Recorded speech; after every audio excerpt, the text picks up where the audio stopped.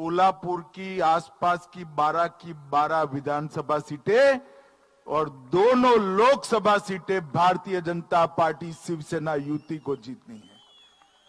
मेरे साथ दोनों हाथ उठाइए, उठाइए दोनों हाथ, सर्वत्र विजय का संकल्प की मुट्ठी बींचिए और प्रचंड आवाज से बोलिए, भारत माता की, भारत माता की, भारत माता की। मंच पर उपस्थित भारतीय जनता पार्टी के प्रदेश अध्यक्ष श्रीमान चंद्रशेखर बावनकुळे जी, प्रदेश के यशस्वी उप मुख्यमंत्री श्रीमान देवेंद्र फडणवीस जी, श्री धनंजय महाडिक जी, सांसद राज्यसभा श्री संजय मांडलिक जी, यहां से चुने हुए सांसद महोदय, कोल्हापुर के ही सपूत और महाराष्ट्र सरकार में उच्च और technical education minister Shri Chandrakant Dada Patil ji, Shri Suresh Rao हालवणकर जी, श्री राजेश समृत सिंह घाटके जी, श्री विनय कोरे जी, श्री प्रकाश आवाडे जी, श्री राहुल चिकोडे जी,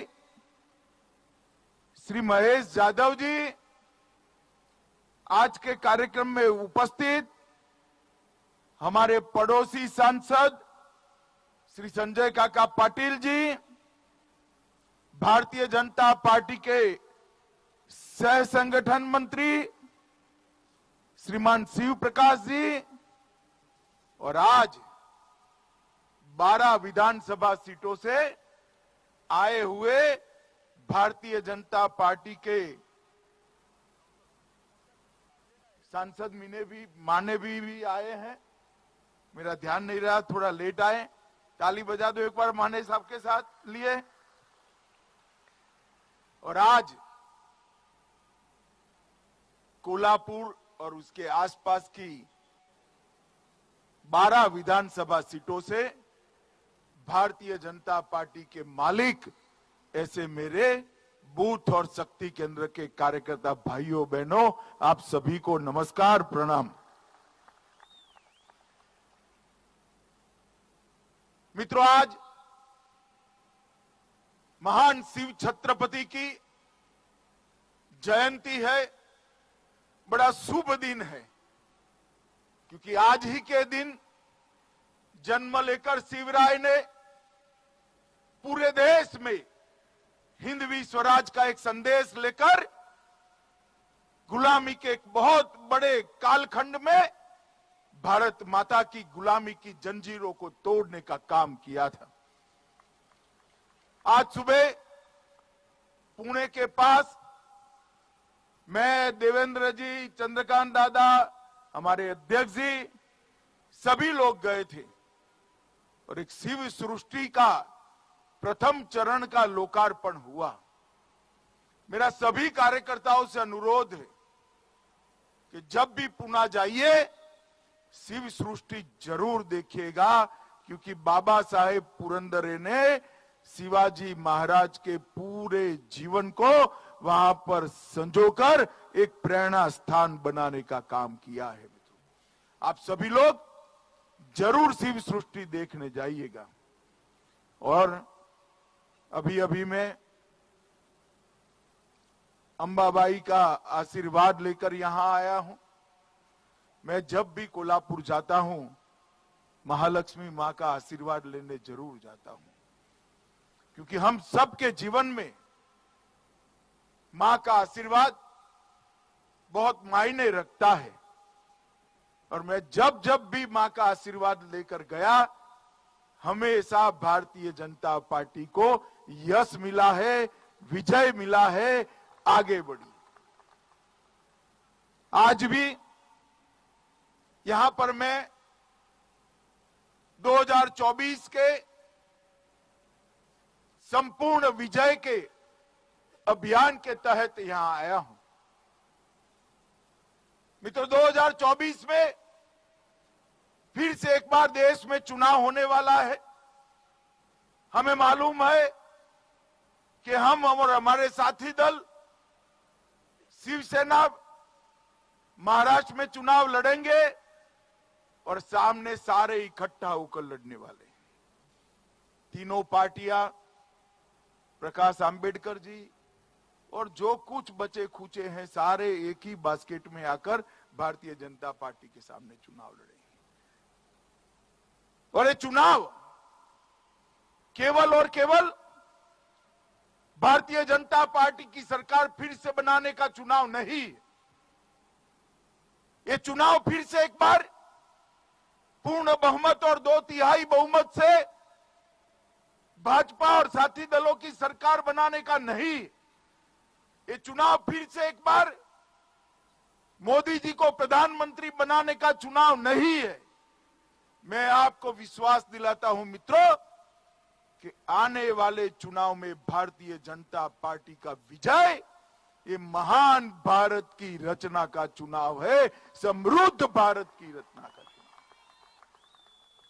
मोदी जी ने इन 9 साल के अंदर ढेर सारे परिवर्तन करे।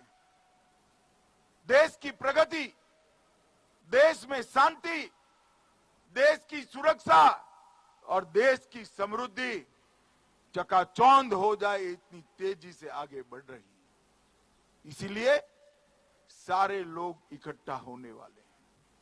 मगर मैं जरा भी चिंतित नहीं हूं, किंचित मात्र चिंतित नहीं हूं कि जिस पार्टी के साथ ऐसे देव दुर्लभ कार्यकर्ता हो, वो पार्टी कभी पराजित हो ही नहीं सकती।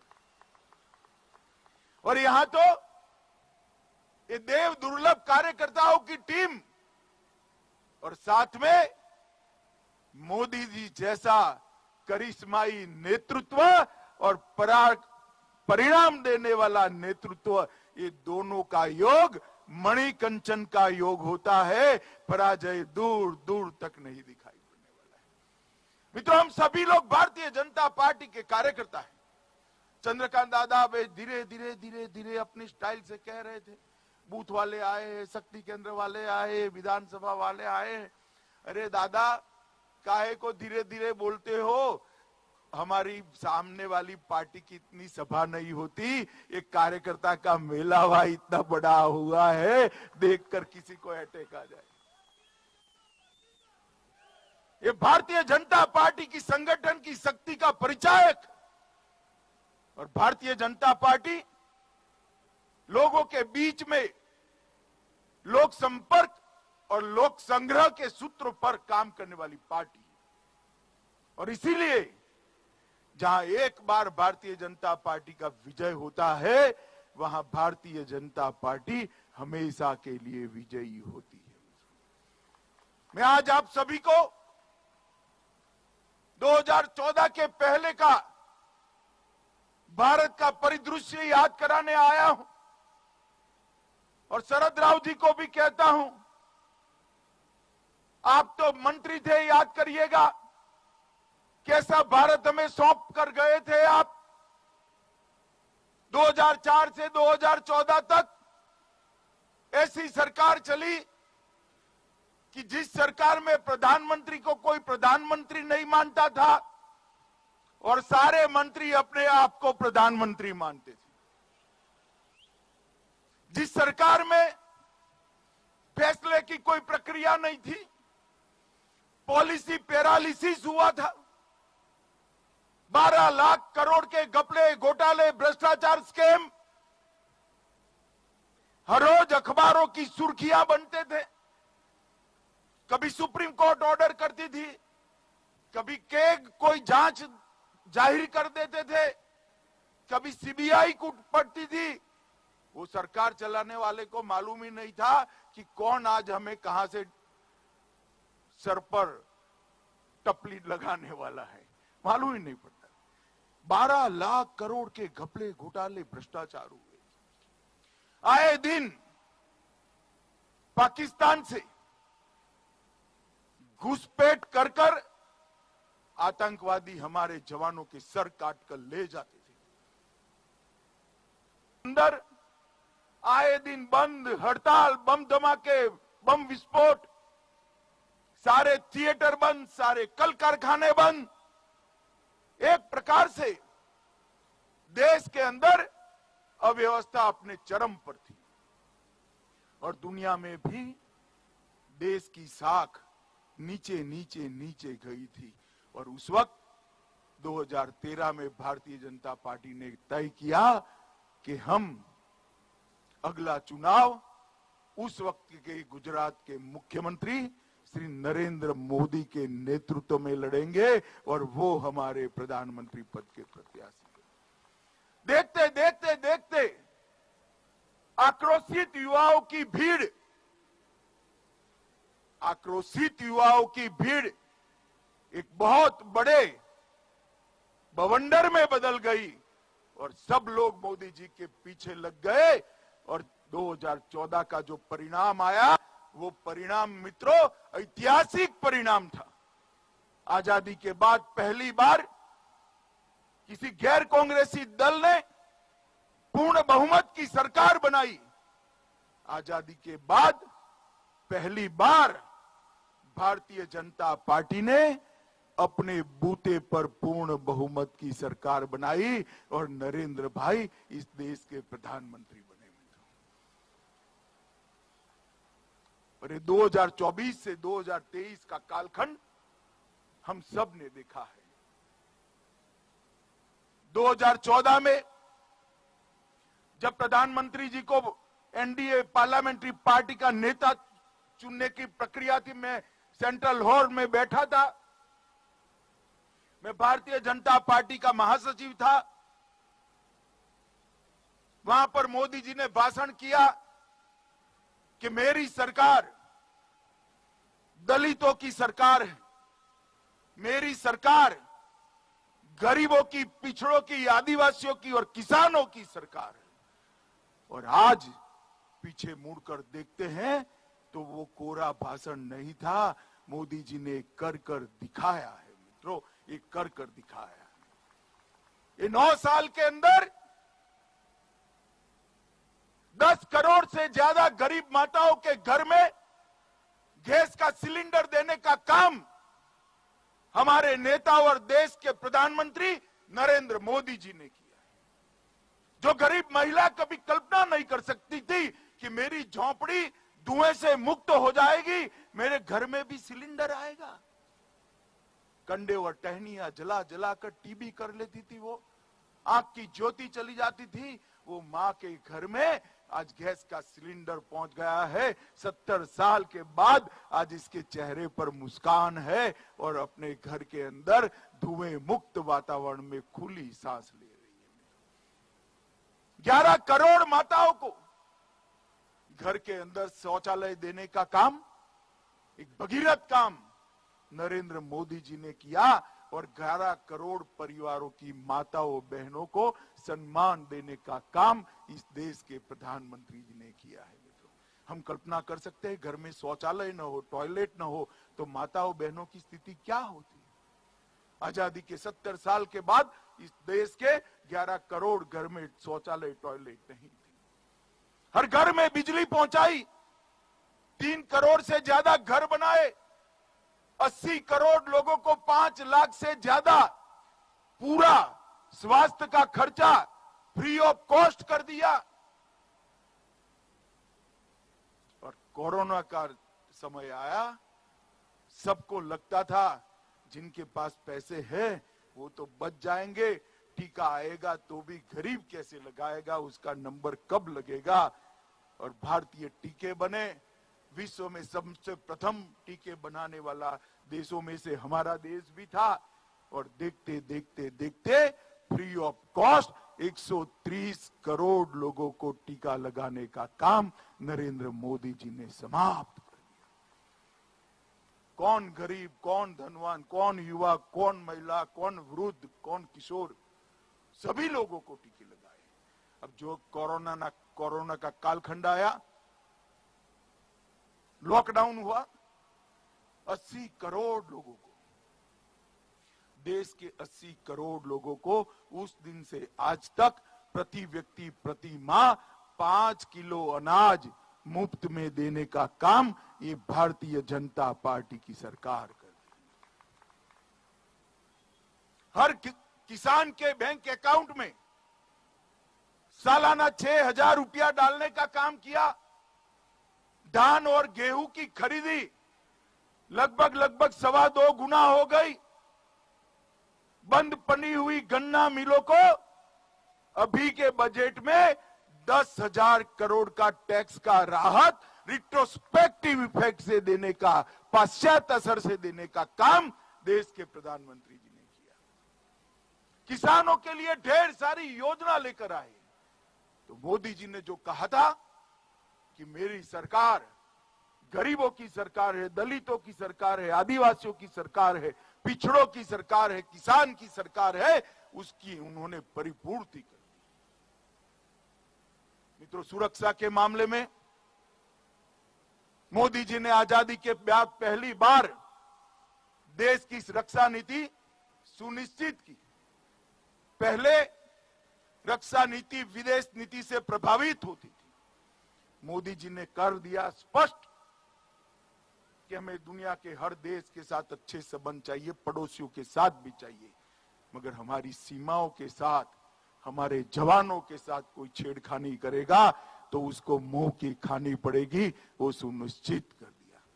पाकिस्तान को आदत पड़ी थी हर रोज यहां आकर कुछ न कुछ हरकत करने की। उरी और पुलवामा में हमला कर दिया, हमारे जवानों को जिंदा जला दिया, गोलियों से भून दिया। सब लोग सहम कर रह गए। अब क्या होगा, क्या हो सकता है? युद्ध तो कर नहीं सकते, क्या होगा? सब देखते ही रह गए।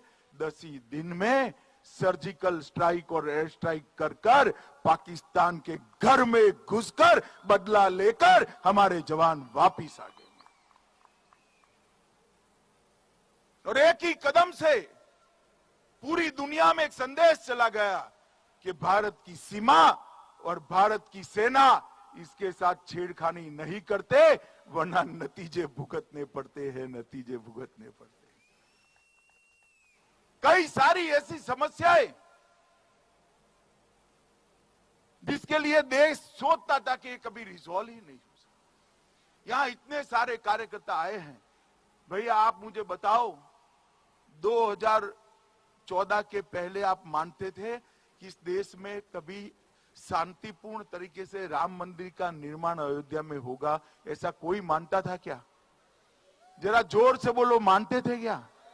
और जोर से बोलो, मानते थे? मोदी जी ने 2019 में राम जन्मभूमि पर भव्य राम मंदिर का शिलान्यास कर दिया है और थोड़े ही समय में राम मंदिर समाप्त हो जाएगा।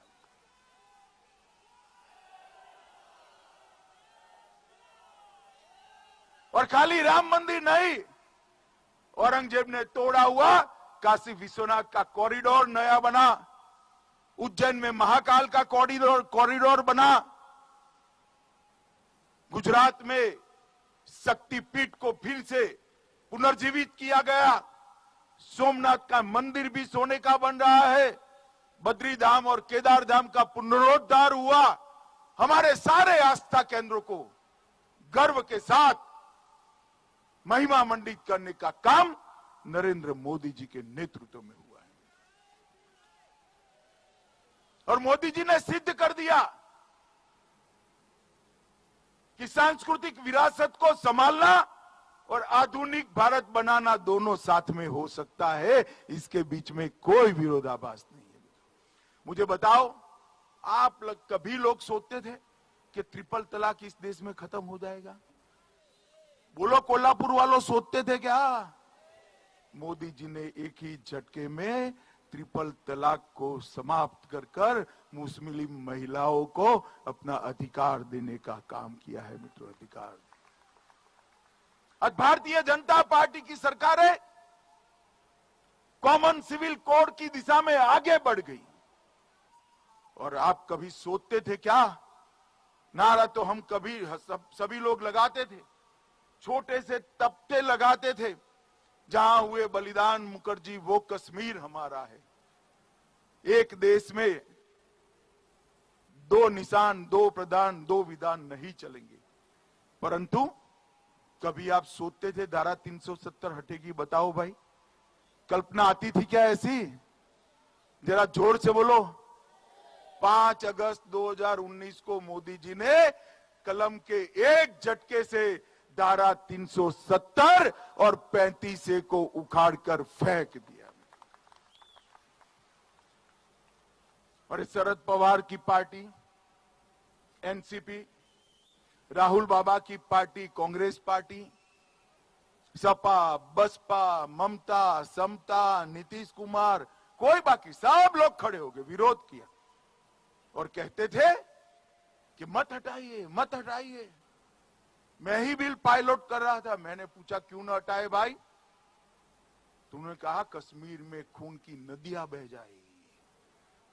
मित्रों, 370 कलम समाप्त हो गई, खून की नदियां छोड़ो, किसी को कंकर चलाने की हिम्मत नहीं हुई है, कंकर चलाने की। और आज ये कश्मीर भारत माता का मुकुटमणि हमेशा के लिए भारत का अभिन्न अंग बन गया है, उसको कोई हमसे जुदा नहीं कर सकता। ये काम नरेंद्र मोदी जी ने किया। जिस कामों के लिए 70 साल से इस देश की जनता आस लगाकर बैठी थी, कोई तो आए और एक कामों को पूरा करे। मोदी जी ने, देश की जनता ने 2 बार उनको मैंडेट दिया। मोदी जी ने सारे काम, 70 साल के काम 5 साल के अंदर समाप्त कर दिए। इस देश को दुनिया में उत्पादन का हब बनाने का काम किया। कृषि का विकास तो करना ही है, अर्थतंत्र को आगे बढ़ाना है, तो दुनिया भर की कंपनियों को भारत में उत्पादन करने के लिए प्रेरित करनी है। मेक इन इंडिया की पॉलिसी लाए, अनेक प्रकार की नीतियों का निर्धारण किया। अंतरिक्ष के क्षेत्र में, ड्रोन के क्षेत्र में स्टार्टअप की पॉलिसी, मैन्युफैक्चरिंग हब की पॉलिसी, कई प्रकार की पीएलआई स्कीम लाए, कई राज्यों में डिफेंस कॉरिडोर बनाए और देखते देखते देखते भारत आज दुनिया में सबसे लोकप्रिय उत्पादन का हब बना है। दुनिया की सारी कंपनियां भारत में उत्पादन करने के लिए लालायित खड़ी है। और इसका परिणाम क्या हुआ? 2004 में अटल जी देश के अर्थतंत्र को 11वें नंबर पर छोड़कर गए थे और अर्थशास्त्री प्रधानमंत्री मनमोहन सिंह 11 से 1 कदम आगे नहीं बढ़ पाए। 10 साल तक 11 का 11 किया और एक बार तो कांग्रेस के प्रवक्ता ने बहुत बड़ी उपलब्धि बताई कि हमने हमारी रैंकिंग को नीचे नहीं जाने दिया। बहुत बड़ी, कितनी बड़ी उपलब्धि उन्होंने बताई। मोदी जी ने 9 साल में हमारे अर्थतंत्र को 11वें नंबर से 5वें नंबर पर पहुंचाने का काम कर दिया। इतनी बड़ी छलांग कभी नहीं लगी और ये सिद्ध हो गया कि भारतीय जनता पार्टी आती है तो अर्थतंत्र आगे बढ़ता है और कांग्रेस और उसके साथी आते हैं तो अर्थतंत्र में स्थगितता आ जाती है। 9 साल से सरकार चला रहे हैं। 12 लाख करोड़ के घपले घोटाले करने वाली ये कांग्रेस पार्टी और उनके साथी शरद राव समेत सभी, कोई हम पर आज तक 1 पैसे का भ्रष्टाचार का आरोप नहीं कर पाया। हमने प्रामाणिकता के साथ सरकार, किसी की हिम्मत नहीं, विपक्ष की भी नहीं, मोदी जी पर भ्रष्टाचार का आरोप लगाए। और जहां तक महाराष्ट्र का सवाल है, महाराष्ट्र के अंदर एक कोल्हापुर लोकसभा बैठक और इसके साथ वाली बैठक दोनों हमने चिन्हित बैठकों में चिन्हित की। इसको फिर से जीतना है और यहां मजबूत गढ़ एनडीए का बनाना है। और अब तो सारे व्यवधान दूर हो गए हैं। 19 को देवेंद्र जी के नेतृत्व में हम चुनाव लड़े थे या नहीं लड़े थे भाई? जरा जोर से बोलो, लड़े थे या नहीं लड़े थे? बड़ी फोटो मोदी जी की लगाई थी या नहीं लगाई थी? छोटी फोटो उद्धव जी की थी या नहीं थी? कई बार बोले कि नहीं बोले देवेंद्र के नेतृत्व में चुनाव लड़ रहे हैं। मैंने भी हर जगह पे कहा, मोदी जी ने भी हर जगह पे कहा, और चुनाव के नतीजे आए, मुंह में पानी छूटा, सारे सिद्धांतों को तरबतर कर कर शरद राव की शरण में जाकर बैठ गए और उन्होंने कहा हमें मुख्यमंत्री बनाओ। पार्टी किसकी बड़ी बनी थी भाई? जोर से बोलो, किसकी बनी थी? कौन बनना चाहिए? अरे हमें सत्ता का लोभ नहीं है। सत्ता के लिए हमने सिद्धांतों की बलि नहीं चढ़ाई है। हिंदू हृदय सम्राट बाला साहब ठाकरे की पार्टी आज शरद पवार के चरणों में बैठ गई थी और आज समय ने करवट ली है। शिवसेना असली बनकर धनुष बाण के साथ भारतीय जनता पार्टी के साथ खड़ी। और मैं फिर से कहता हूं, हमें सत्ता का मोह नहीं है। हमारे मन में महाराष्ट्र का हित सर्वोपरि। और आज भी एकनाथ शिंदे जी को मुख्यमंत्री बनाने का काम केवल और केवल भारतीय जनता पार्टी के हमारे ज्यादा विधायकों ने किया है और आज उनको सबक सिखाने का काम भी हुआ है। मगर महाराष्ट्र के अंदर जब चुनाव है तब हमारी अपेक्षा महाराष्ट्र के अंदर बहुमत की नहीं है, बहुमत नहीं प्राप्त करना है। गत चुनाव में भी 48 में से 42 सीटें जीते थे, मगर हमें इससे संतुष्टि नहीं है।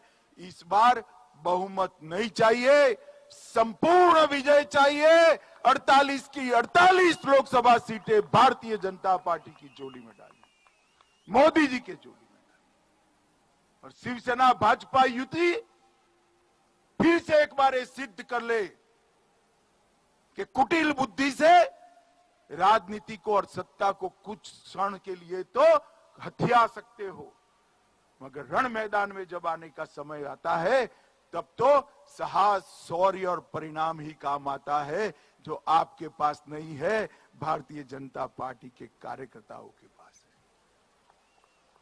मित्रों, मोदी जी के नेतृत्व में महान भारत की रचना करनी है, समृद्ध भारत की रचना करनी है और देश की जब शताब्दी हो 2047 में, तब दुनिया में हर क्षेत्र के अंदर भारत सर्वप्रथम हो, इस प्रकार के भारत की नींव डालने का काम करना है।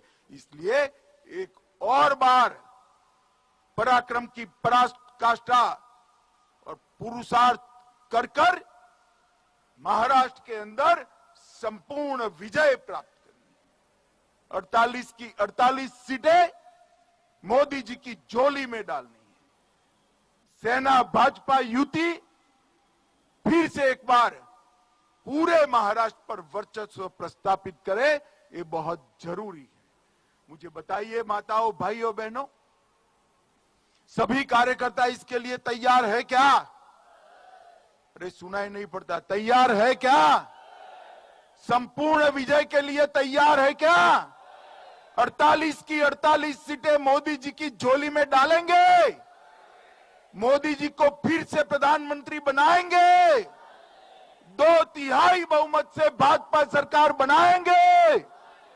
जिन्होंने धोखा दिया है उनको सबक सिखाएंगे। तो मेरे साथ दोनों हाथ उठाइए, उठाइए दोनों हाथ। आज शिव जयंती है, संपूर्ण विजय के निश्चय का मुट्ठी बींचिए और प्रचंड आवाज से बोलिए, भारत माता की, भारत माता की जय जय जय जय जय भवानी, जय जय जय जय जय शिवाजी,